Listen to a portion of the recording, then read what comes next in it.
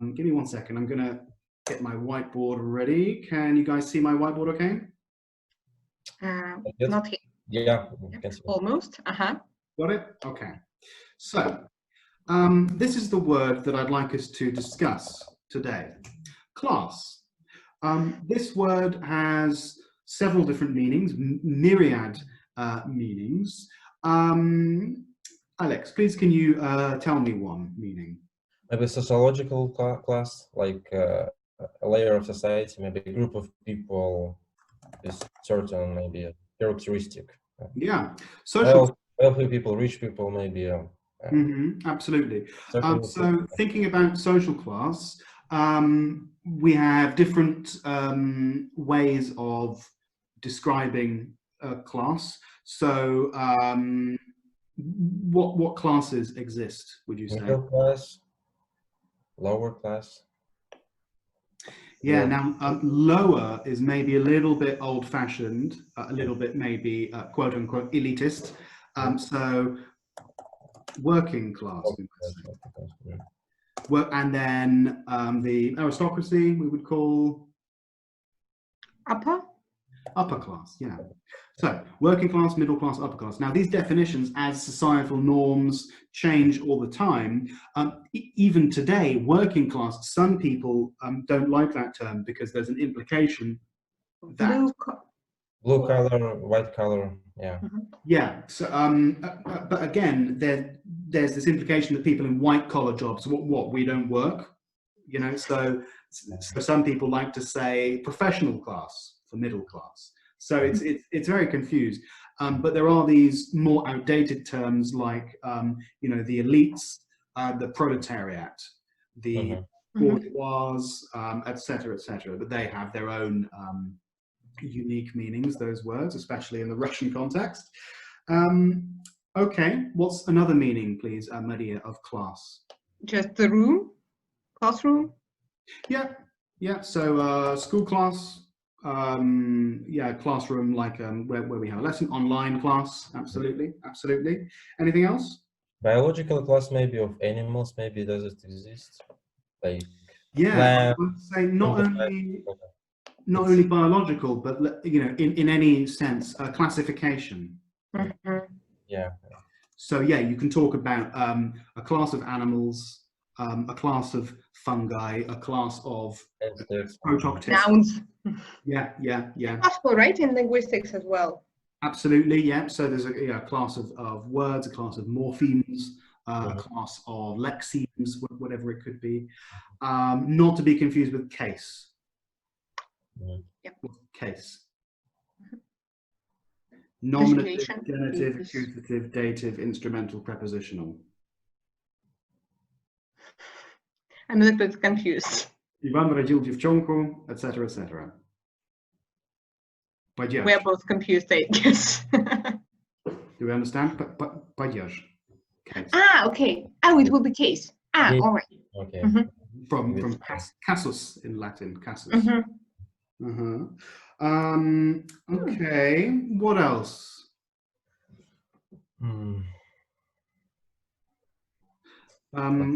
What about when you're traveling, for example, on a train?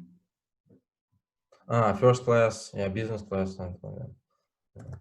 But that's very close to working class, middle class, and upper class. I mean, there somehow. Maybe it might not be. Who knows? Do you guys often travel on trains? I mean, intercity trains. Not that often. I used to when I was studying in university, maybe not right now. Which class did you normally get? I'm not sure.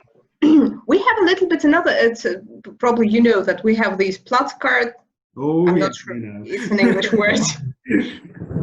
So this is part of my question, and it relates to your question about dacha or country house. How can we say that? How to explain what Platzkart is for foreign people?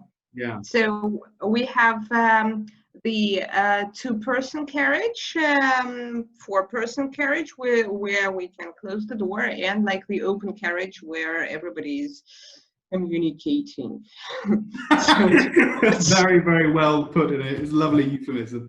I thought you were going to describe it in a literary way then. Imagine the warm vodka, the smell of feet, and an untuned guitar. Yes. Yeah. And chicken covered with newspaper. Oh, God. Love it. Yeah, and the grease dripping through, and some hard-boiled eggs and potato, which is actually lovely. Yeah, I used to travel from Tyumen to. Do you know the city called Nizhnevartovsk? Nizhnevartovsk. Okay. Yeah. So that was about. It's not horrendous. It's about 21 hour journey. So sometimes I'd go Platzkart, sometimes Kupen. So again, it's like the Dacha question. If you're speaking to someone who knows about Russian trains, it is much more efficient to simply say I traveled in Platzkart or I traveled so whatever it is. If you're speaking to someone who doesn't necessarily know about that, then you can say SV could be like first class. That's a pretty easy translation. You could say second class, and Platzkart, you can say, I don't know that third class really sums it up. You can say like a shared carriage, shared wagon, for example. What about you, Alex? What class did you normally travel? I guess for personal apartment class, what's called it's second class. Second class, yeah. Nice. Yeah, it's good.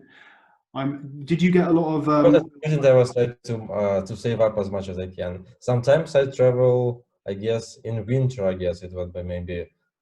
It would be bearable. I think I was using Platzkart several times, but it's still. I think it took me 24 hours or 25, 26 hours. It's kind of, it was too much. I guess after like several episodes. Yeah. Have you ever crossed the border on a train? No. I crossed the border with Ukrainian, and that's a piece of cake, I should say. Yeah, me too. I went to visit Kiev, and the guys that come in. I don't know when was it that you crossed the border with Ukraine? Oh, but it was like 15 years ago, I guess, in 2005 and 2006, something kind. Yeah, and I was trying to Sevastopol, which is ours at the moment. Yes, back in the days. Yeah, I guess these days there's probably some enhanced security measures because of the conflict. But yeah, I went in 2011, and it's the weirdest thing, isn't it? Because you go through the Russian border, and the Russian border police, they come on board, and they've got normally they're looking, if you're in the airport, for example, they scan your name against the FSB database to see that you're not wanted or you're not some terrorist or something. But on the train, they don't have that. So they come in with this massive book. It's like a catalogue of criminal names. Did you see that? No, I haven't noticed that, but I was a schoolgirl, so probably in our case it was like the mild version of it. Yeah, fair enough. Yeah, I mean, in my case, they look my name in the passport, and they say, "Okay, Brennan," and they have to really, get ready to open this massive book. No, he's not on the list. Let him go. And then they stamp you, and it's really weird. It's really weird crossing a border on a train. But there we go. Okay. So we've got school, social, transport. For example, when you get a degree from a British university, what does class have to do with it? Could you repeat, please? A degree from a British university, how is class related in this sense? It depends on the marks, I guess. It's like is it like A grade? But A grade, I think it's school version of it, right? Yeah. So yeah, at school, you have these grades A through F. Well, different schools have different systems, I guess. Like freshman, sophomore, these classes. Yes, it's like freshman, sophomore. It's like the years of education. No, not so much. I mean the degree at the end of it. So you get first class degree is like a really good mark. Then you get a 2-1, which is like a good, and then you get a 2-2, which is satisfactory, and then fail. Does it depend on the profession you can get after that? Like in case you have a 2-1, it's possible to get this and this and this position after the university, and in case you have 2 and 2.2, you have possibility only to work as a secretary. Not necessarily.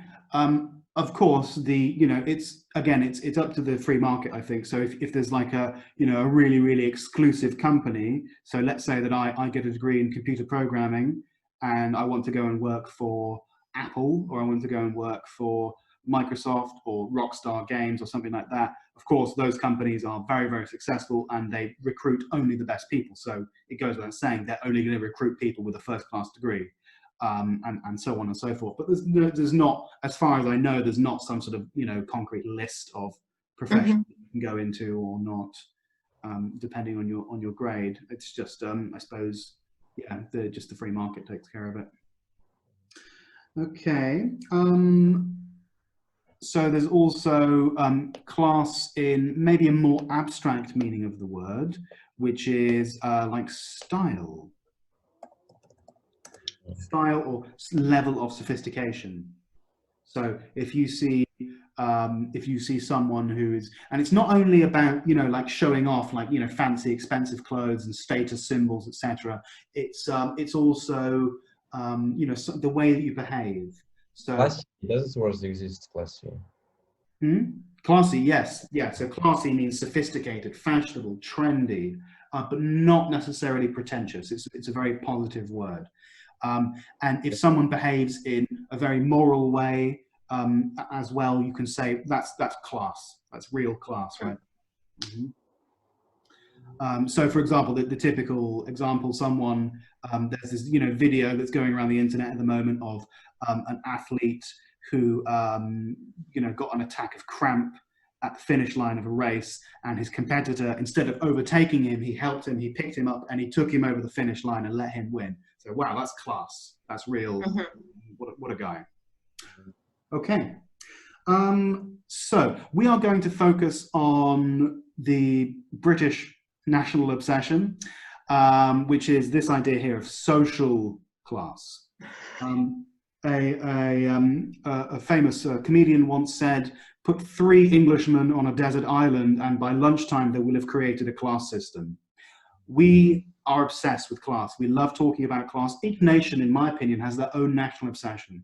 The Americans are obsessed with freedom. They never shut up about freedom. They love talking about freedom. The Russians are obsessed with mentality. They never shut up about mentality. We never shut up about class. And I don't know why, but it's just one of those things.